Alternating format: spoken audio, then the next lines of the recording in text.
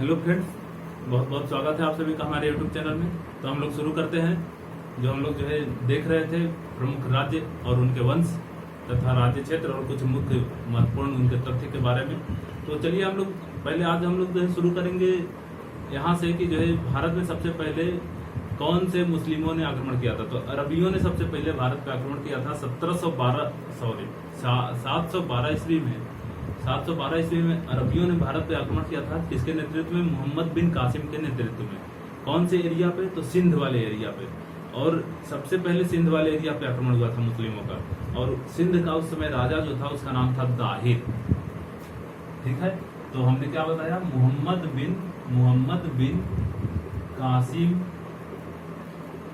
बिन कासिम ने कहाँ पे आक्रमण किया था? सबसे पहले सिंध पे। ये क्या था? ये अरबी था। ठीक है, अरबवासी था। कभी कभी सवाल पूछ देता है सबसे पहले किस मुस्लिम आक्रमणकारियों ने आक्रमण किया था? अरबियों ने, फारसियों ने, या फिर अफगानियों ने, ऐसे करके। ठीक है, इस समय सिंध का जो भारतीय उपमहाद्वीप का जो राजा था यहाँ का, उसका नाम था दाहिर। और इस आक्रमण का जिक्र हमें कहाँ मिलता है? इस आक्रमण का जिक्र हमको मिलता है चाचनामा, एक पुस्तक है अल कूफी की। आप चाचनामा बस देखिए, अल कूफी नामक एक व्यक्ति है, उसका किताब है चाचनामा। तो चाचनामा पुस्तक में मिलता है। ठीक है, तो ये तो आक्रमण हुआ था। हमने जब कल मेवाड़ वंश बताया था, तो मेवाड़ वंश के बाद हमने आपको बताया था कि वहां पे जो काल भोज थे, जो कि रावल वंश की स्थापना किए थे, उनको बप्पा रावल के नाम से भी जाना जाता है। तो जो बप्पा रावल थे, उस बप्पा रावल ने इस अरबियों को मारते हुए पूरा अफगानिस्तान के बाहर खदेड़ दिए। उसके बाद से लगातार 400 सालों तक, 450 सालों तक किसी का हिम्मत ही नहीं हुआ कि भारत की ओर आक्रमण करे। ठीक है, फिर क्या होता है कि महमूद गजनबी नाम का एक व्यक्ति होता है, जो कि यामिनी वंश से संबंधित होता है। तो वो भारत पे आक्रमण करता है, लेकिन केवल लूटपाट के इरादे से। ठीक है, और उसके बाद भी मोहम्मद गोरी नाम का एक शासक है, वो भी भारत पे आक्रमण किया, लेकिन लूटपाट के इरादे से। तो चलिए हम लोग देखते हैं वो किस वंश से संबंधित थे। ठीक है, तो हम लोग को अभी पढ़ना है यामिनी वंश या गजनी वंश। गजनी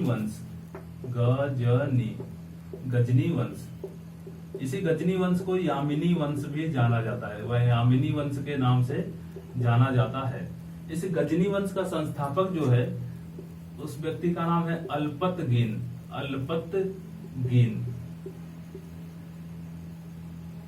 ठीक है, अल्पतगीन, आधा ल रहेगा।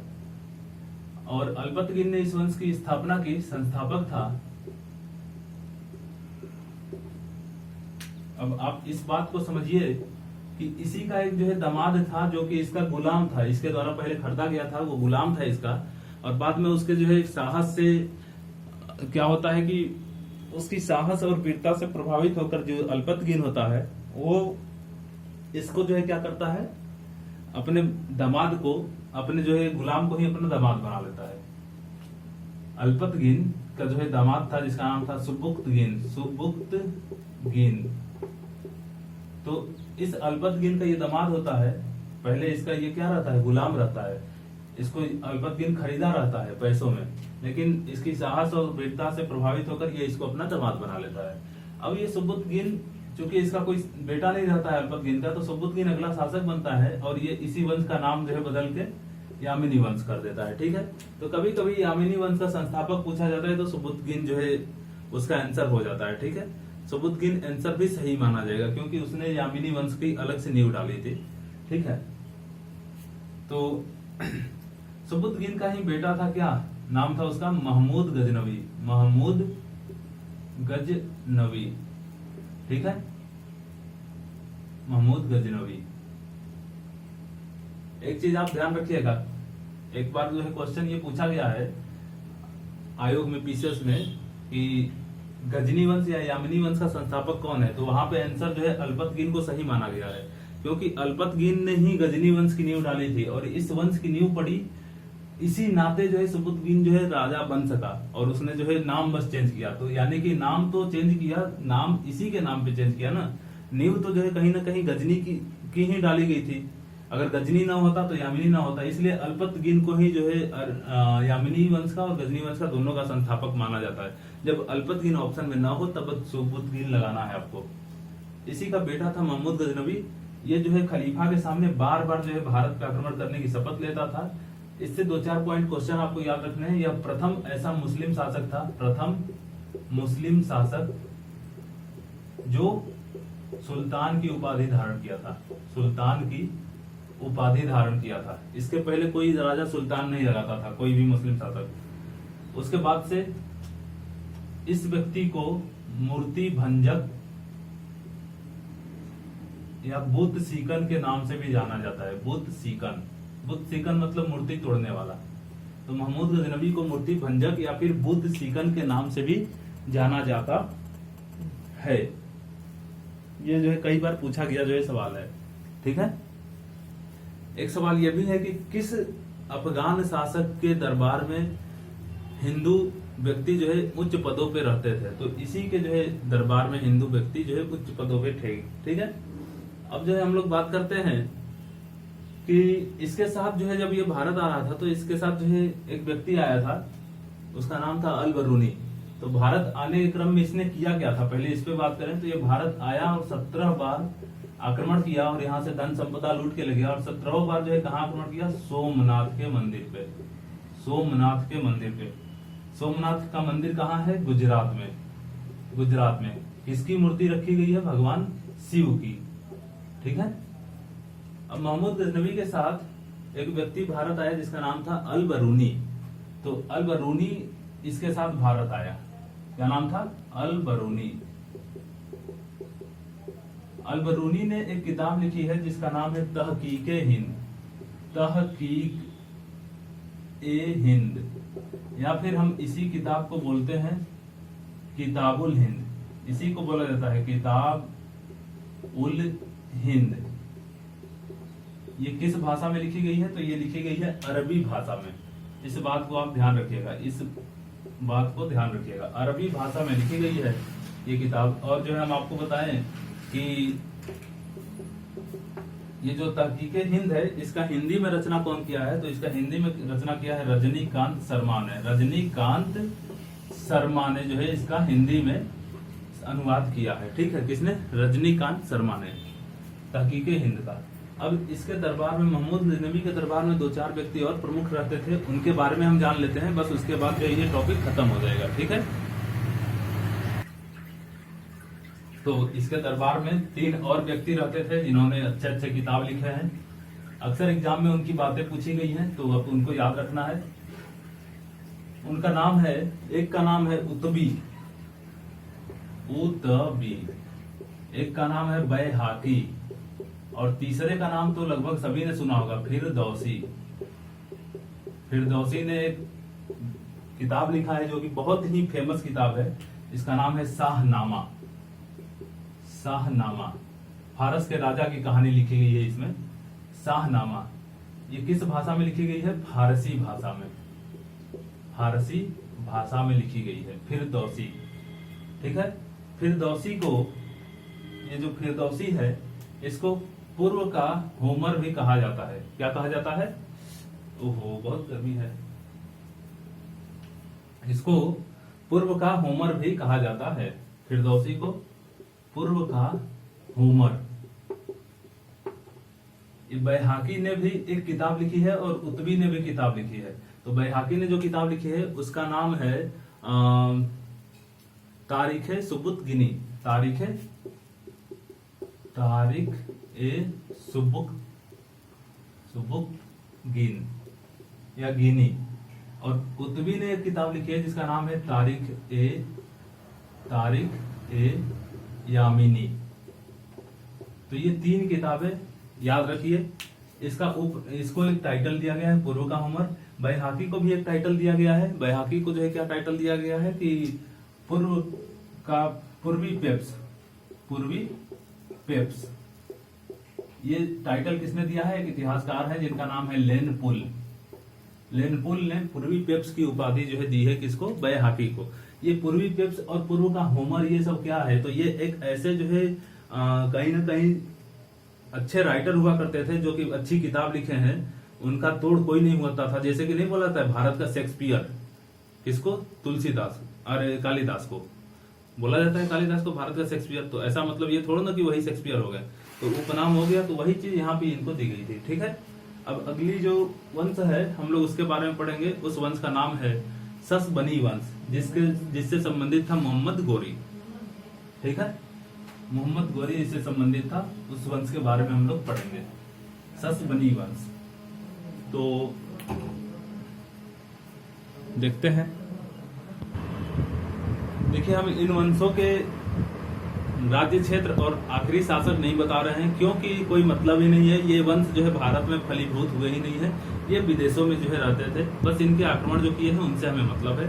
दिल्ली सल्तनत में जो वंश आएगी उसके बारे में हम लोग पूरा बात करेंगे, ठीक है। तो हम लोग जो है बात करें इसके बारे में, ससबनी वंश के बारे में। ससबनी वंश कौन से जो है, वो जो गजनवी वंश था मोहम्मद गजनवी का, वो जो है गजनी साम्राज्य में हुआ करता था। अफगानिस्तान में एक क्षेत्र पड़ता है गजनी। और ये ससबनी जो वंश है ये गोर साम्राज्य में हुआ करता था। गोर, ये भी अफगानिस्तान वाले जो है एरिया में ही आता है, गोर साम्राज्य। तो इसी वंश का जो है गोर साम्राज्य हुआ करता था, और इसी साम्राज्य के अधीन जो शासक हुआ उसका नाम है मोहम्मद गोरी। और ये जो मोहम्मद गोरी है, मोहम्मद गोरी, इसका पूरा नाम कभी कभी पूछ दिया जाता है। इसका पूरा नाम है शहाबुद्दीन मोहम्मद गोरी। शहाबुद्दीन मोहम्मद गोरी, याद रखिएगा, पूरा नाम है। उसके बाद से देखें अगर, तो इससे जो है 2-3 पॉइंट याद रखना है। एक, मोहम्मद गोरी भारत पे जब आक्रमण किया था, वैसे तो इसका पहला आक्रमण मुल्तान पे हुआ है 1175 में, ठीक है, जो कि सफल ही रहा। उसके बाद इसने 1178 में भारत पे आक्रमण किया, और भारत पे जो है सोलंकी जो शासक थे उस समय, सोलंकी शासक, जिनका नाम था भीमदेव द्वितीय, इन्हें मूल राज भी कहा जाता है। तो इन्होंने जो है जबरदस्त जो है हार दी थी, इनको करारी हार दिया। मोहम्मद गोरी पूरी तरह से बहुत चारों खाने चित्त हो गए थे और दुम दबा के भागना पड़ा था। तो मोहम्मद गोरी जो है जब यहाँ से भागा तो फिर जो है ये जान गया कि गुजरात के रास्ते आक्रमण करना जो है अब कठिन है। तो ये जो है अगला जो आक्रमण करेगा भारत में वो अब राजस्थान के रास्ते करेगा, और वो जो है तराइन की युद्ध लड़ी जाएगी।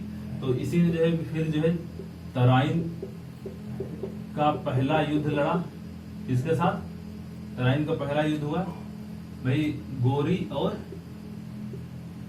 पृथ्वीराज तृतीय के बीच में। पृथ्वीराज चौहान जो था वो तृतीय, पृथ्वीराज तृतीय। इसमें किसकी जीत होती है? पृथ्वीराज तृतीय की जीत होती है। गोरी हार के फिर से भाग जाता है। ये युद्ध कब लड़ा जाता है? 1191 में। तराइन का प्रथम युद्ध कब हुआ था? 1191 में। अब आप एक चीज जानिएगा कि जस्ट एक साल बाद 1192 में फिर से जो है गोरी वापस आता है अपनी सेना और मजबूत करके, और अब की जो है वो जीत जाता है। 1192 में तराइन का दूसरा युद्ध लड़ा जाता है, और यहाँ पे जो है गोरी की जो है क्या हो जाती है? गोरी जीत जाता है, और यहीं पे पृथ्वीराज जो है क्या होते हैं? पृथ्वीराज मारे जाते हैं, हरा दिए जाते हैं और मार दिए जाते हैं। अब इसके 2 साल बाद 1192 के 2 साल बाद 1194 में चंदावर का युद्ध होता है। चंदावर का युद्ध, ये जो चंदावर का युद्ध है ये जो है लड़ा जाता है। गढ़वाल वंशी शासक थे, उनका नाम था जयचंद, और गोरी के बीच में, जिसमें जो है गोरी की जीत होती है और जयचंद यहाँ से हार जाते हैं। अब ये जो है क्या होता है कि गोरी आराम से जो है भारतीय जो क्षेत्र होते हैं उनको आराम से हराते हुए, उनकी लूटपाट करते हुए सारी चीजों को अपने अधीन ले लेता है। क्योंकि मोहम्मद गोरी जो था वो यहाँ शासन करने के उद्देश्य से नहीं आया था, तो ये जब जो है यहाँ पे पूरी तरह लूटपाट जो है पूरी कर लिया, तो ये जाते जाते अपने कुछ प्रिय गुलाम थे, जिसमें सबसे इसका प्रिय गुलाम था कुतुबुद्दीन ऐबक। तो 2-4 जो गुलाम थे इसके, उनके अधीन जो है क्या करता है, इस साम्राज्य को बांट के चला जाता है। अब वही जो है जब उसकी मृत्यु हो जाती है 1206 में, तो यहाँ पे भारत में दिल्ली सल्तनत में गुलाम वंश की स्थापना कुतुबुद्दीन ऐबक डालता है। ठीक है, तो आप इस चीज को समझिए। अच्छा, क्यों अपने गुलामों को इस क्षेत्र को सौंप देता है? क्योंकि इसके कोई पुत्र नहीं होते हैं, ये अपने गुलामों को ही अपना पुत्र समझता है। ठीक है, तो अब हम इसको रब करते हैं। हम लोग आगे पढ़ेंगे दिल्ली सल्तनत के बारे में। तो हम आज जो है केवल आपको दिल्ली सल्तनत के जो 5 वंश हैं उनके नाम बता देते हैं, उनका पीरियड बता देते हैं और उनके पहले और अंतिम राजा बता देते हैं। बाकी उसके अंदर की बातें एक एक वंश को उठा के हम लोग थोड़ी थोड़ी जो है 10-10 मिनट की बात हम लोग कर लेंगे, क्योंकि यहाँ से इंपॉर्टेंट क्वेश्चन बनते हैं। ठीक है, तो इसको हम इरेज कर देते हैं। तो हम लोग देखें तो दिल्ली सल्तनत यानी दिल्ली पे जो है राज करने वाला जो वंश था, 5 मुस्लिम शासक जो वंश थे, 5 मुस्लिम शासकीय वंश, उन सभी को मिला के दिल्ली सल्तनत बोला जाता है। तो दिल्ली सल्तनत पे जो है जो 5 मुख्य वंश थे, उन कौन कौन से वंश थे तो हम ये देखते हैं। पहला जो वंश था उसको बोला जाता है गुलाम वंश, गुलाम या ममलुक वंश। दूसरा जो वंश था, दूसरे वंश को हम लोग बोलते हैं खिलजी वंश, खिलजी वंश जो था। तीसरे को जो है बोला जाता है तुगलक वंश। चौथे को बोला जाता है सैयद वंश, सैयद डायनेस्टी। और 5वें को बोला जाता है लोदी वंश। और इन 5 के सम्मिलित वंश को मिला के दिल्ली सल्तनत बोला जाता है, दिल्ली सल्तनत। गुलाम वंश या ममलुक वंश एक ही चीज है। गुलाम का मतलब जो गुलाम लोग थे उन्होंने जो है राज किया, उनको उनके द्वारा जो राज हुआ वो गुलाम वंश था। लेकिन उन्हीं गुलाम लोगों के जो पुत्र हुए वो जो है गुलाम नहीं थे, वो लोग स्वतंत्र थे। तो गुलाम व्यक्ति यानी जो है ऐसे माता पिता जो गुलाम हो लेकिन उनसे जो है पुत्र जो उत्पन्न होते हैं वो मतलब जो है स्वतंत्र पुत्र अगर उत्पन्न हो, दासता से मुक्त जो पुत्र उत्पन्न होता है उसको ममलुक बोला जाता है। ममलुक एक अरबी भाषा है। ठीक है, तो यानी उनके जो पुत्र हुए वो तो जो है स्वतंत्र थे, इसलिए ममलुक वंश और गुलाम वंश दोनों लिखा जाता है। तो इसका जो है शासन काल देख लेते हैं। ये 1206 में जो है गुलाम वंश की नींव पड़ती है और 1290 तक इसका शासन कार्य चलता है। खिलजी वंश की जो है शासन की नींव 1290 में फिर पड़ेगी, क्योंकि ये यहाँ आ जाएगा और 1320 तक चलेगा। ठीक है, उसके बाद तुगलक वंश 1320 से शुरू होगा और 1414 तक चलेगा, 1414 तक। उसके बाद सैयद वंश 1414 से शुरू होगा और ये चलेगा टोटल आपका 1451 तक। यानी कि जो है सबसे छोटा देखें तो खिलजी वंश चला है, उसके बाद सैयद वंश। लोधी वंश 1451 से शुरू होगा, 1451 से शुरू होगा और 1526 तक चलेगा। 1451 से शुरू 1526 तक चलेगा। अब हम जो है 2 पॉइंट और बता देते हैं, फिर आज इसको यहीं पे बंद करते हैं। 2 पॉइंट वो क्या है, वो ये है कि इस वंश के संस्थापक कौन थे और अंतिम शासक कौन थे। तो गुलाम वंश के संस्थापक सबको पता है। गुलाम वंश का संस्थापक कौन है? गुलाम वंश का संस्थापक है कुतुबुद्दीन ऐबक, कुतुबुद्दीन ऐबक। और अंतिम शासक कौन है? तो अंतिम शासक आपको पता होगा शमसुद्दीन कैमूर्स, शमसुद्दीन कैमूर्स। अब खिलजी वंश का जो संस्थापक है, खिलजी वंश का संस्थापक उसका नाम है आपका, खिलजी वंश का जो संस्थापक है उस खिलजी वंश के संस्थापक का नाम है जलालुद्दीन फिरोज खिलजी। ठीक है, बहुत गर्मी हो जा रही है भाई, चलिए खैर 2 मिनट और बात है। जलालुद्दीन फिरोज खिलजी, जलालुद्दीन फिरोज खिलजी। और इस वंश का अंतिम शासक जो है उसका नाम है कुतुबुद्दीन मुबारक खिलजी, कुतुबुद्दीन मुबारक खिलजी। तुगलक वंश का जो संस्थापक होता है उसका नाम होता है गयासुद्दीन तुगलक, गयासुद्दीन तुगलक।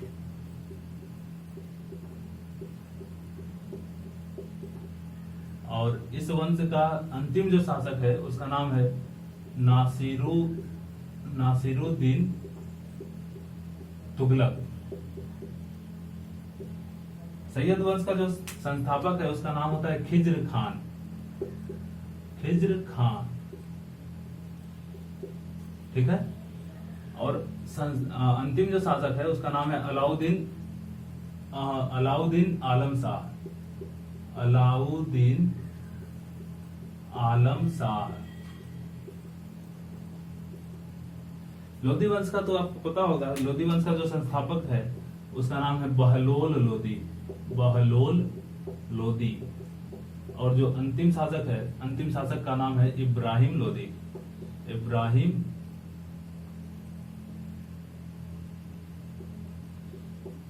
लोधी। इब्राहिम लोधी ही क्या होता है, पानीपत के युद्ध में 1526 में, ये 1526 दिख रहा है अंतिम है, 1526 में पानीपत के युद्ध में मारा जाता है। किसके द्वारा? बाबर के द्वारा। बाबर के द्वारा मारा जाएगा तो जो है फिर 1526 से लेके और 1857 जो हमारी क्रांति हुई है वहां तक बाबर के वंशज जो कि मुगल वंश कहलाते हैं, मुगल वंश का शासक चलेगा, मुगल वंश का शासन चलेगा। ठीक है, तो अभी हमें जो है अगले नेक्स्ट वीडियो में किसके बारे में पढ़ना है, इन सबों के बारे में, कि इसके मुख्य जो कुछ इमारत बनवाए गए हैं, शासक हैं, जो कुछ मुख्य कार्य है, वो सब जो है हम लोग नेक्स्ट वीडियो में पढ़ेंगे। ठीक है, थैंक यू।